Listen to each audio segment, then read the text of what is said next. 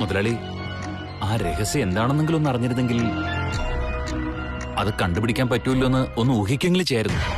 അത് ഡയറക്റ്റ് ആയിട്ട് പറയാൻ പറ്റാത്തതുകൊണ്ടായിരിക്കില്ലേ അവൻ ഇങ്ങനെ ഒരു മെസ്സേജ് അയച്ചത്. അതൊക്കെ ശരിയാ മുതലാളി. ഈ ഒരു കാര്യത്തിൽ ഇപ്പൊ നമ്മൾ തലയ്ക്ക് തീപിടിച്ച അവസ്ഥയായില്ലേ മുതലാളി? ചതിയാണെന്ന് വിചാരിക്കണ്ട. അത് ചിലപ്പോ നമ്മളെ അപകടത്തിൽ നിന്ന് രക്ഷിക്കാനുള്ള രക്ഷാകവചവുമായിരിക്കാം. അതെന്ത് രക്ഷാകവച? നന്ദീശ, നമുക്കറിയാത്ത എന്തോ ഒരു കാര്യം സാംബശിവൻ അറിഞ്ഞിട്ടുണ്ട്. അവന് നാഗങ്ങളാൽ കൊല്ലപ്പെടുമെന്ന ഭയം ഉണ്ടായിട്ടും കൂടി രക്ഷപ്പെടാൻ ഒരു ശ്രമവും നടത്താതെ നമ്മളെ ഈ സീക്രട്ട് അറിയിക്കാൻ ശ്രമിച്ചത് എന്തിനായിരിക്കും? അതുകൊണ്ട് തന്നെ ഇതിലെന്തോ ഒരു നിഗൂഢതയുണ്ട്. എനിക്കൊന്നും മനസ്സിലാവുന്നില്ല മുതലാളി. മനസ്സിലാവും. നമ്മളതിന് ശ്രമിക്കണമെന്ന് മാത്രം. അതിന്റെ പുറകെ തന്നെ പോയാൽ കിട്ടാതിരിക്കില്ല. മുതലാളി, സാംബശിവൻ പറയാനിരുന്ന ആ രഹസ്യം ആ നാഗറാണിയെ പറ്റി എങ്ങനെ ആയിരിക്കും? അങ്ങനെ വിചാരിച്ചാലും അതൊരു ഊഹം മാത്രമല്ലേ. പൂർണ്ണമായി വിശ്വസിക്കാനും നമുക്കാവില്ല. നമ്മൾ തന്നെ നേരിട്ടിറങ്ങി ആ രഹസ്യം എന്താണെന്ന് കണ്ടുപിടിക്കണം. നമുക്ക് നോക്കാം മുതലാളി. ഇതങ്ങനെ നിസ്സാരമായിട്ട് തള്ളിക്കളയണ്ട. നന്ദീശ, ഇനി അങ്ങോട്ട് ഓരോ നിമിഷവും നമ്മൾ വളരെ അലേർട്ടായിരിക്കണം.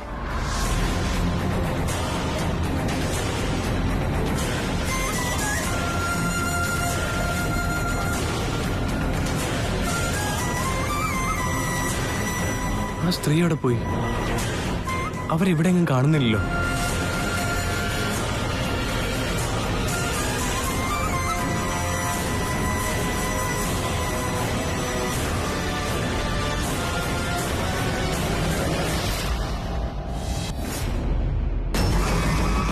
എനിക്കറിയായിരുന്നു നീ എന്തായാലും തിരിച്ചു വരുമെന്ന്. ഞാൻ പറഞ്ഞതെല്ലാം സത്യമാണെന്നുള്ള അനുഭവം നിനക്കുണ്ടായി അല്ലേ? അതുകൊണ്ട് തന്നെയാ നീ എന്നെ കാണാൻ തിരിച്ചു വന്നത്. എല്ലാം നിങ്ങൾ പറഞ്ഞ പോലെ സംഭവിക്കുന്നത്. എന്തുകൊണ്ട് ഇങ്ങനെയൊക്കെ നടക്കുന്നത്? മായയാണ്, എല്ലാം മായയാണ്. എന്ത് മായ? ഏത് മായ? എന്നെ സ്നേഹിച്ചിരുന്ന ശിവാനിക്ക് പെണ്ണോട് ആ സ്നേഹം ഇല്ലാതായി. തൃശ്ശൂലാണെങ്കിൽ ഞങ്ങളെ തമ്മിൽ അകറ്റാൻ ശ്രമിച്ചോണ്ടിരിക്കുക. എന്തുകൊണ്ട് ഇങ്ങനെയൊക്കെ സംഭവിച്ചോണ്ടിരിക്കുന്നത്? രാജകുമാരി അന്തഃപുരത്തിൽ നിന്ന് അകന്നു പോകുമെന്ന് ഞാൻ പറഞ്ഞിരുന്നതല്ലേ? ഞാൻ പറഞ്ഞത് നിന്റെ ഭാവിയാ. ആരംഭത്തിൽ തന്നെ നിനക്കിത്ര ദുർബലത സംഭവിച്ചോ? മുന്നോട്ടുള്ള ചകുനപ്പിഴകൾ ഞാൻ മുഴുവനും പറഞ്ഞിരുന്നെങ്കിലോ നിന്റെ അവസ്ഥ എന്താകുമായിരുന്നെന്ന് ആലോചിച്ചു നോക്ക്. എന്നുവെച്ചാ ശിവാനി എന്നെ വിട്ട് പോകുന്നതാണ് നിങ്ങൾ പറയുന്നത്? ഞങ്ങൾക്കിടയിൽ എന്താ സംഭവിക്കുക? മനസ്സും ബന്ധങ്ങളും ജീവിതവും എല്ലാം അപകടത്തിലാണ്. ദുരന്തങ്ങളുടെ പേമാരിയായിരിക്കും. അതെന്തുകൊണ്ടാ ഇങ്ങനെയൊക്കെ സംഭവിക്കുന്നത്? എനിക്ക് എന്റെ ശിവാനിയെ വേണം. എനിക്ക് ശിവാനിയെ വേണം. ശിവാനിയെ വിട്ടുകൊടുക്കാൻ ഞാൻ ഒരിക്കലും തയ്യാറാവില്ല. തിരിച്ചു കിട്ടും. ഞാൻ പറഞ്ഞതുപോലെ കേട്ടാൽ എന്തായാലും നിനക്ക് തിരിച്ചു കിട്ടും. പറ, ഞാൻ എന്താ ചെയ്യേണ്ടത് പറ. ശിവാനിക്ക് വേണ്ടി എന്ത് ചെയ്യാൻ ഞാൻ തയ്യാറാണ്. കണ്ടില്ലേ, ഒരേ ഒരു സത്യം നിന്റെ ജീവിതത്തെ എങ്ങനെ ആട്ടി ഉലച്ചെന്ന്. നിന്റെ ഭാവി ഭദ്രമാകണമെങ്കിൽ ഒരുപാട് സത്യങ്ങൾ നീ അറിയേണ്ടതുണ്ട്. എനിക്ക് അതൊന്നും അറിയണ്ട. എനിക്ക് ശിവാനിയെ വേണം. ശിവാനിയെ തിരിച്ചു തരാൻ നിങ്ങൾക്ക് പറ്റോ? നിങ്ങൾ എന്ത് പറഞ്ഞാലും ഞാൻ അതൊക്കെ അനുസരിച്ചോളാം.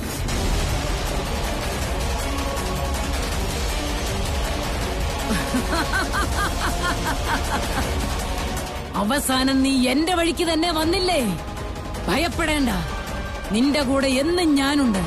ശിവാനിയെ നിനക്ക് തീർച്ചയായും കിട്ടിയിരിക്കും. ഉറപ്പാണോ നിങ്ങൾ പറയുന്നത്? ഈ ഞാനൊരു വാക്ക് പറഞ്ഞാൽ അത് വാക്കാണ്. ഉദയസൂര്യന് ചിലപ്പോൾ പിഴച്ചേക്കാം, പക്ഷെ എന്റെ വാക്കുകൾ തെറ്റില്ല. ഓക്കെ, നിങ്ങളുടെ ഹെൽപ്പ് ഉണ്ടെങ്കിൽ ശിവാനി എനിക്ക് കിട്ടും. പക്ഷേ ഇതിൽ നിന്ന് നിങ്ങൾക്ക് എന്താ ലാഭം? അതെന്റെ ഒരു ലക്ഷ്യത്തിനാ, എന്റെ ഒരു സ്വപ്നത്തിനായിട്ടാ. ആരാ നിങ്ങള്? എന്താ നിങ്ങളുടെ ഉദ്ദേശം? നീയാണ് എന്റെ മോൻ. നീ തന്നെയാണ് എന്റെ സ്വപ്നം. ഞാനോ? എന്റെ ഭാവി, എന്റെ സ്വപ്നം എല്ലാം നീ തന്നെയാണ്. ഇപ്പോഴും ഞാൻ ജീവനോടെ ഉള്ളത് നിനക്ക് വേണ്ടി മാത്രമാ. എനിക്ക് മനസ്സിലായില്ല. നിങ്ങൾ എന്തിനാ എന്നെ ഇങ്ങനെ ഹെൽപ്പ് ചെയ്യുന്നേ? ഞാനും നിങ്ങളും തമ്മിൽ എന്താ ബന്ധമുള്ള? രക്തബന്ധമാ. രക്തബന്ധോ? അപ്പോ നിങ്ങൾ എന്റെ അകന്ന ബന്ധുവാണോ? അകന്ന ബന്ധുവല്ല, ഏറ്റവും അടുത്ത ബന്ധു. എന്നുവെച്ചാ ഞാൻ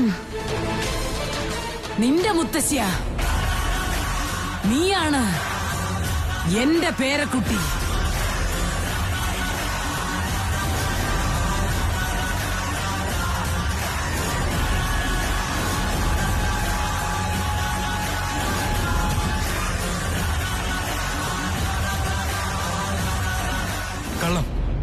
കള്ളം പറയാ നിങ്ങളെങ്ങനെ എന്റെ മുത്തശ്ശിയാവും? ഇല്ലട മോനെ, സത്യം തന്നെയാ പറഞ്ഞത്. ഞാനാണ് നിന്റെ മുത്തശ്ശി. നീയാണ് എന്റെ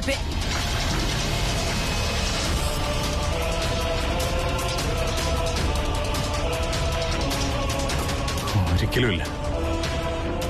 അങ്ങനെയൊന്നും ഒരിക്കലും സംഭവിക്കില്ല. എന്റെ അച്ഛമ്മ പണ്ട് കാശിക്ക് പോയതാ. അമ്മയുടെ അമ്മയാണെങ്കിൽ ജീവിച്ചിരിപ്പില്ല. നിങ്ങളെന്തിനാ ചിരിക്കുന്നത്? നിങ്ങൾ ഈ പറഞ്ഞൊക്കെ കള്ളമല്ലേ? നിങ്ങൾ എന്റെ മുത്തശ്ശിയല്ല. അതെ, ഞാൻ തന്നെയാണ് നിന്റെ മുത്തശ്ശി. നിന്റെ അച്ഛന് ജന്മം കൊടുത്തവൾ, നിന്റെ അച്ഛനെ ആശിച്ച് മോഹിച്ച് നൊന്ത് പ്രസവിച്ചവൾ. എന്റെ ഡാഡിയുടെ അമ്മയാണെന്നോ? അപ്പൊ ഞങ്ങളുടെ കൂടെയുള്ള എന്റെ മുത്തശ്ശിയോ? എല്ലാം കള്ളമാണ്. നീ ആരെയൊക്കെയോ സ്വന്തമാണെന്ന് വിചാരിച്ചിരിക്കുന്നേ, അവരാരും നിന്റെ സ്വന്തക്കാരല്ല. നീ പെങ്ങളാണെന്ന് വിചാരിച്ചിരിക്കുന്നവൾ, അവളും നിന്റെ പെങ്ങളല്ല. നീ മാമൻ എന്ന് വിളിക്കുന്നവൻ, അവനും നിന്റെ അമ്മാവനല്ല. എന്തിനാ അതൊക്കെ? നിന്റെ അമ്മ, അവളും നിന്റെ അമ്മയല്ല. നിനക്ക് ജന്മം നൽകിയത് ദിഗ്വിജയനാണെന്നല്ലേ വിചാരിച്ചിരിക്കുന്നേ, അവൻ നിന്റെ അച്ഛനുമല്ല. നിങ്ങളിങ്ങനെ വെറുതെ ഓരോന്ന് പറയണ്ട. ഞാൻ ആരാന്ന് നിങ്ങൾക്ക് ശരിക്കും അറിയില്ല. എന്നിൽ നിന്ന് എന്റെ ഫാമിലി അകറ്റാൻ നോക്കുന്ന എന്താണ് മോനെ, ഇത്രയൊക്കെ പറഞ്ഞിട്ടും നീ ഒരു സത്യവും മനസ്സിലാക്കുന്നില്ലല്ലോ. ശിവാനിയെ പറ്റി പറഞ്ഞൊക്കെ സത്യം തന്നെ ഞാൻ വിശ്വസിക്കുന്നു. എന്ന് വെച്ച് നിങ്ങൾ പറയുന്നൊക്കെ ഞാൻ കണ്ണടച്ച് വിശ്വസിക്കുന്നു വിചാരിക്കണ്ട. ഞാൻ പറഞ്ഞതെല്ലാം സത്യം തന്നെയാ. നീ ദിഗ്വിജയന്റെ മകനല്ല. ഹേയ്,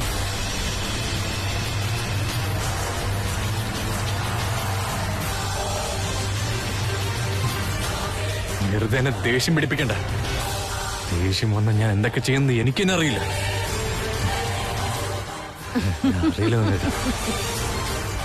നീ എന്തൊക്കെ തന്നെ ചെയ്താലും സത്യങ്ങൾ ഒരിക്കലും മാറില്ല. സത്യമെന്നും സത്യം തന്നെയാ. ഞാൻ ദിഗ്വിജയുടെ മകനല്ലെങ്കിൽ പിന്നെ ഞാൻ ആരുടെ മകനാ? എന്റെ അച്ഛൻ ആരാ? നന്ദീശനാണ് നിന്റെ അച്ഛൻ. നിനക്ക് ജന്മം തന്നത് നന്ദീശനാണ്. മധുമതിയാണ് നിന്റെ പെറ്റമ്മ.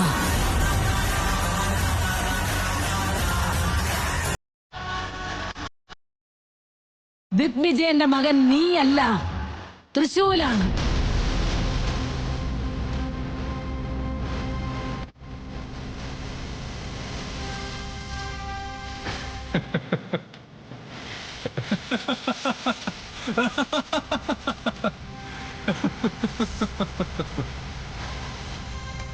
അത് കേൾക്കാൻ നല്ല രസമുണ്ട്. കണ്ടിന്യൂ. ഇത് കഥയല്ല, വാസ്തവമാണ്. കൊച്ചുമകനെ, നീ കളിയാക്കി ചിരിക്കല്ല. ഞാൻ പറഞ്ഞതെല്ലാം സത്യം തന്നെയാ. നിന്റെ അച്ഛൻ നന്ദീശനാണ്, ദിഗ്വിജയനല്ല. നിങ്ങൾ പറഞ്ഞ അതിരടക്ക എന്റെ അച്ഛനെ നിങ്ങൾ മാറ്റി പറയാ. തൃശൂല് ദിഗ്വിജയന്റെ മോനാ. അപ്പൊ എന്റെ അച്ഛൻ നന്ദീശൻ അങ്കിളാ. നിങ്ങൾ പറയുന്നൊക്കെ നുണയാ, വെറും കല്ല് വെച്ച നുണകൾ. അതെ, നിന്റെ ജന്മരാശി പ്രകാരം നീയും മോശമല്ല. കാണാലോ. ഇല്ലാത്ത ഓരോ കള്ളക്കഥകൾ പറഞ്ഞ നിങ്ങൾ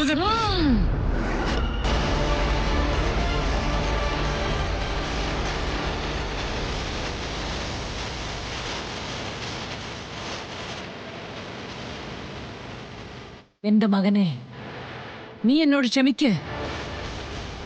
നിന്നെ തടയാതെ എനിക്ക് വേറെ മാർഗമില്ല.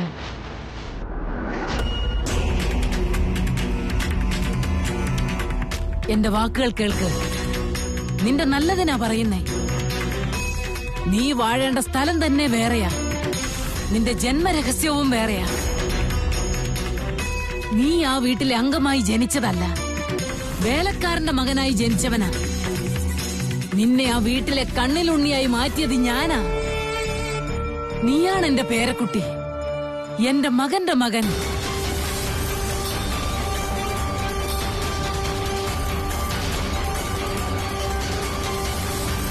ഇപ്പോഴും നിനക്കെന്നെ വിശ്വാസമായില്ല അല്ലേ? വാ, സാക്ഷി സമേതം നിനക്ക് ഞാൻ സത്യങ്ങൾ മനസ്സിലാക്കി തരാം. വരൂ എന്റെ കൂടെ.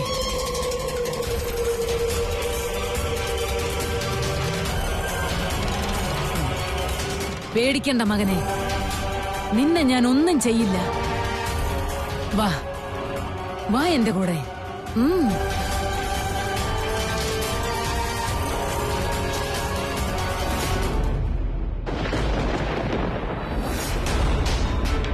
വാ മോനെ, നോക്ക്. ഇതാണ് നിന്റെ മുത്തശ്ശിയുടെ കർമ്മമണ്ഡലം.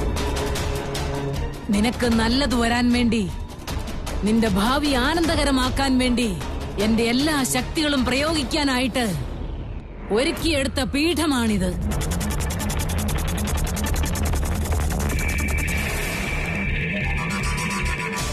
വാ.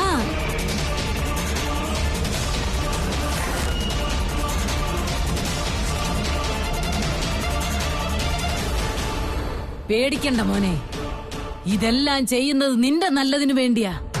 എന്നെ നീ വിശ്വസിക്ക്. എനിക്ക് തെളിവ് കിട്ടുന്നവരെ ഞാൻ നിങ്ങളെ വിശ്വസിക്കില്ല. നിങ്ങൾ എന്തോ കള്ളങ്ങൾ പറഞ്ഞ് എന്നെ വിശ്വസിപ്പിക്കാൻ ശ്രമിക്കുക. നിനക്ക് വിശ്വാസം വരണമല്ലേ? ശരി, ഇപ്പൊ തന്നെ സാക്ഷി സമേതം വിശ്വസിപ്പിക്കാം.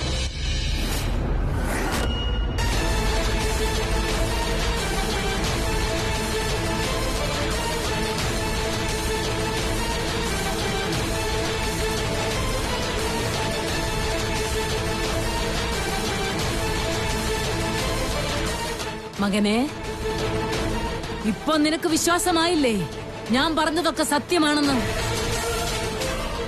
നിന്നെ ആ സമ്പന്ന കുടുംബത്തിൽ കഴിയാൻ ഇടവരുത്തിയത് ഞാനാ. എന്തിനാ അങ്ങനെയൊക്കെ ചെയ്ത?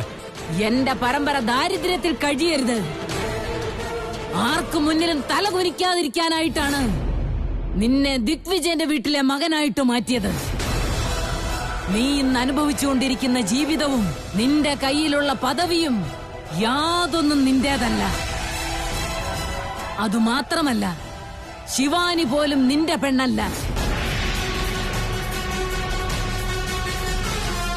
ശിവാനി സത്യത്തിൽ ഒരുമിച്ച് ജീവിക്കേണ്ടത് തൃശൂലിനൊപ്പമാണ്.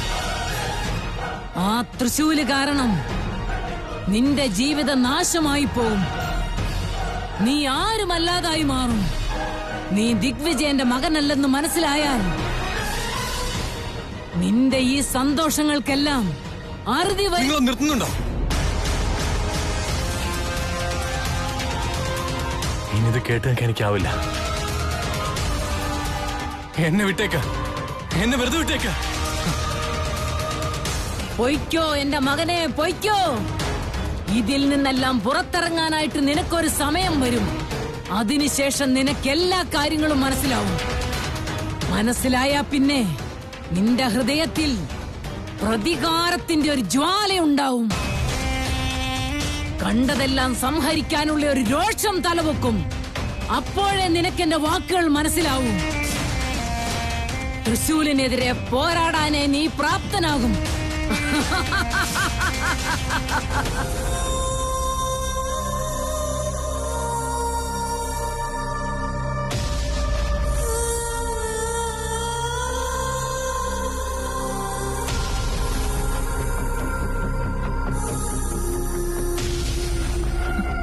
തൃശൂൽ, എന്താ നീ ഇങ്ങനെ ഒറ്റയ്ക്ക് വന്നിരിക്കുന്നേ? ഓർക്കം വരുന്നില്ലേ? ഭാഗത്തേക്ക്. എന്തോ എനിക്ക് ഉറക്കം വരുന്നില്ലമ്മേ. അമ്മ പോയി കിടന്നോ. എന്താടാ പറ്റിയേ? മുഖം എല്ലാം കരുവാളിച്ചു. കണ്ണിന് നല്ല ക്ഷീണമുണ്ട്. വല്ല വയ്യായിക ഉണ്ടോ? ഓ, അങ്ങനെയൊന്നും ഇല്ല എന്റെ അമ്മേ. നീ എന്നോട് നോണ പറയണ്ട. എന്താ കാര്യമെന്ന് പറ. അമ്മ, അത് ഞാനൊരു ബുക്ക് വായിക്കായിരുന്നു. അതിലൊരു കഥ വായിച്ചപ്പോ എന്തോ ഒരു വിഷമം. ബുക്കോ? ഏത് ബുക്ക്? എന്ത് കഥ? ബുക്ക് ഏതാണെന്നൊക്കെ പിന്നെ പറയാം. അതിലുള്ള കഥ വേണമെങ്കിൽ ഞാൻ പറയാം. ബാക്കി എന്താവെന്ന് പറയാൻ പറ്റുമോ? ശരി, പറ. ഒരു പെൺകുട്ടി ഒരു പയ്യനെ വല്ലാതെ സ്നേഹിച്ചിരുന്നു. ആ പയ്യനാണെങ്കിൽ അവള് സ്നേഹിക്കുന്ന കാര്യം അറിയാനും പാടില്ലായിരുന്നു. എപ്പോഴാണോ അവന് അവളെ സ്നേഹിക്കുന്ന കാര്യം മനസ്സിലാവുന്നത്, അവനും സ്നേഹിക്കാൻ ആരംഭിക്കുമല്ലോ. പക്ഷെ ആ സമയത്താണെങ്കിൽ അവള് വേറൊരുത്തിന്റെ കൂടെ നിശ്ചയം നടത്താൻ വേണ്ടി തീരുമാനിച്ചു. മറുവശത്ത് ആ പയ്യൻ സ്നേഹം അറിയിക്കാൻ വേണ്ടി ഒരുപാട് ശ്രമിച്ചുകൊണ്ടിരിക്കുക. പറയമ്മേ, അവനിങ്ങനെ പോരാടുന്നത് ശരിയാണോ തെറ്റാണോ? ആ പയ്യൻ ചെയ്യുന്നതല്ലേ അതിന്റെ ശരി. പക്ഷേ ആ കൊച്ചിപ്പോ ഇവനെ ഇഷ്ടപ്പെടുന്നില്ലല്ലോ അമ്മേ. ആ കൊച്ച ആദ്യം സ്നേഹിച്ചത് അവനെ തന്നെയല്ലേ? ഇപ്പോ ആ പയ്യൻ അവളുടെ മനസ്സ് മനസ്സിലാക്കുന്നതിനിടയിൽ ആ പെൺകുട്ടിയുടെ മനസ്സ് മാറിയതാ തെറ്റ്.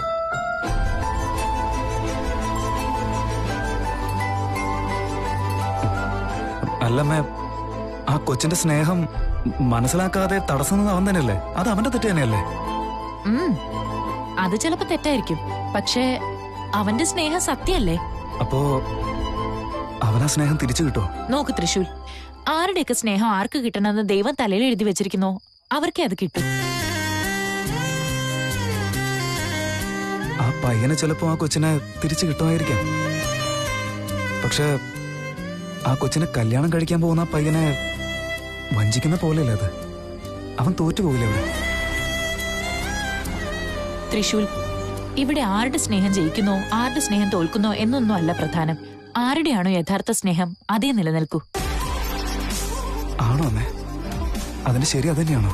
തീർച്ചയായിട്ടും അതെ.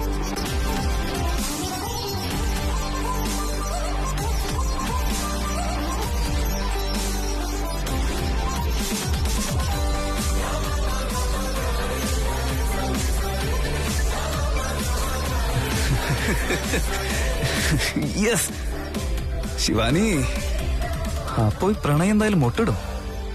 നമ്മൾ രണ്ടാളും ഒന്നാവുന്നല്ല അമൃതയും പറഞ്ഞത്. ഇപ്പൊ നോക്കി അമ്മയും പറയുന്നു സത്യമുള്ള പ്രണയം ഒരിക്കലും നശിക്കില്ല എന്ന്. എനിക്കിതിലും വലുതായിട്ട് വേറെന്താ വേണ്ടേ?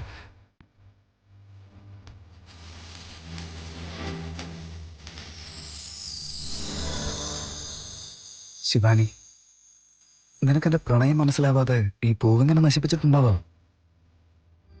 പക്ഷെ ആ സ്നേഹം നിനക്ക് എന്തായാലും മനസ്സിലാക്കി തരും ഞാൻ. ആ നെറ്റിയിൽ ഒരു നുള്ളു കുങ്കുമം വരയ്ക്കും ഞാൻ. I love you Shivani.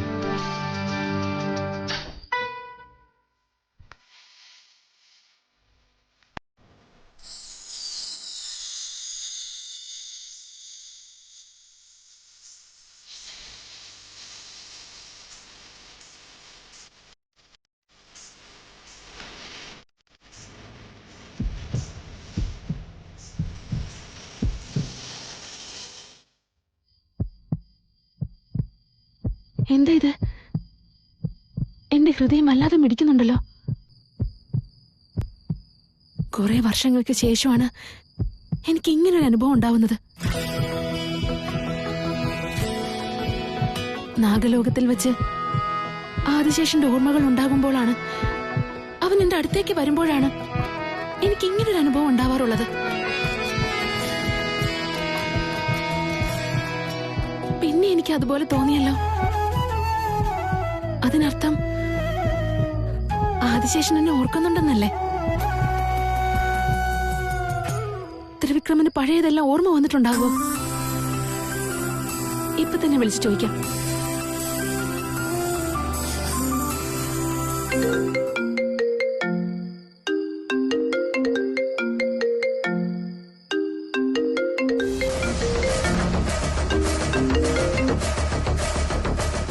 എന്താ കട്ട് ചെയ്തത്? അപ്പൊ ഇവന് പഴയതൊന്നും ഓർമ്മ വന്നിട്ടില്ലേ? ഇല്ല, ഓർമ്മ വന്നിട്ടുണ്ടാവും. എന്നോടത് പറയാനുള്ള മടിയുണ്ടായിരിക്കും. ഒന്നോടെ ഒന്ന് വിളിച്ചു നോക്കാം.